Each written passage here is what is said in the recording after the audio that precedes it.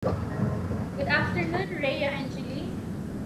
Good afternoon, ma'am. Okay, can you tell me about yourself? I'm Rheangeli Cabindol Baltazar. I'm 30 years old. I'm married. I have 3 children. Okay, I have a few questions for you to answer, so let's start. Why do you want to work as Yes, a maid? ma'am. I'm work as a maid because I want to earn money and to secure my future of my children. Why you choose Malaysia when there is a lot of other country? Because Malaysia is near in the Philippines. How are you qualified for this job? I'm trustworthy, honest, kind, discipline. May I know what your educational level is? I'm vocational college. You are a vocational graduate. Yes, ma'am. Okay. What was your recent working experience? My recent working experience is our cashier and sales lady. Have you worked abroad before? No, ma'am. Do you have experience of taking care of baby? Yes, ma'am. And whose baby are you taking care of? Um, my niece, How about and I have my have you take care of your own kids? yes, ma'am. I have my own kids. Do you have experience in taking care of elderly? No, ma'am. Okay, do you have any other special skills? Um, I I like cooking Filipino food. Are you willing to learn new skills? Yes, ma'am. Are you willing to work with a family where the mother-in-law or any relatives stay together? Yes, ma'am. Currently, are you still working now? No, ma'am. Do you know how to cook? Yes, ma'am. What sort of food can you cook? Filipino food. Are you aware that you will have to do washing, cleaning, ironing, and cooking? Yes, ma'am. From all the house chores that I mentioned to you, which do you like most? Washing clothes. If ever you were selected to work in Malaysia, who will take care of your kids? My husband. You are not allowed to use handphone during working hours.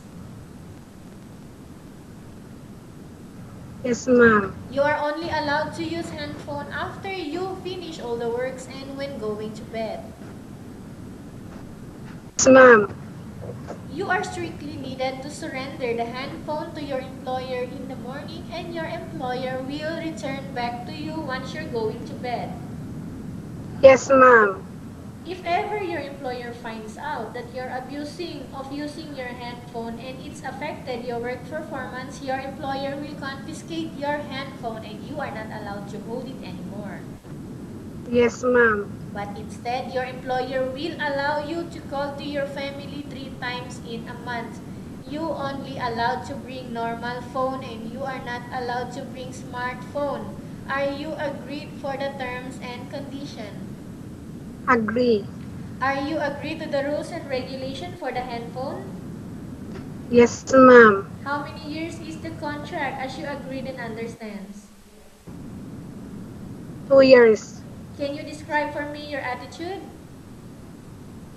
Yes, ma'am. I'm patient, hardworking, um, kind, honest, trustworthy.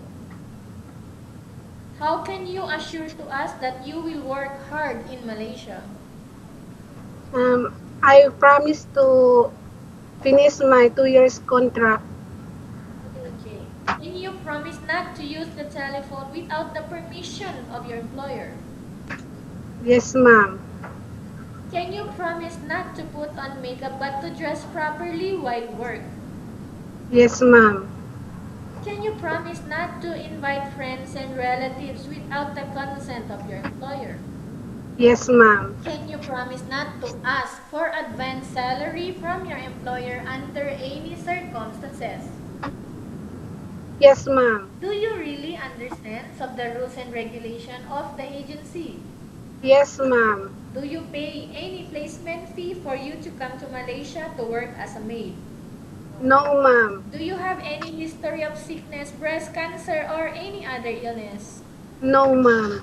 Do you have any history of sickness, breast cancer, or any other illness again? No, ma'am. Okay, have you suffered from any serious illness? No, ma'am. Do you smoke? No, ma'am. Have you undergone any operation before? No, ma'am. Are you medically fit or are you fit to work? I'm fit to work. Are you in any medication right now? No, ma'am. Are you allergic with any food? No, ma'am. Are you preferred to work for the employer of different races?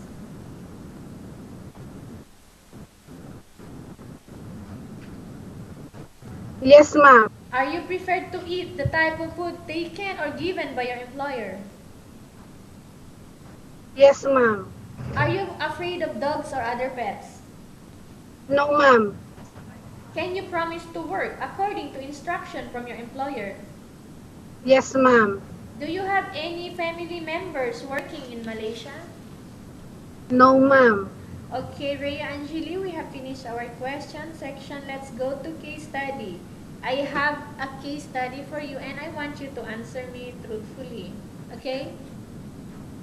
Upon arrival in Malaysia, like 6 months only, if ever one of your family members passed away, what will you do? If my family pass away, I will, if my employer allowed me to go back to the Philippines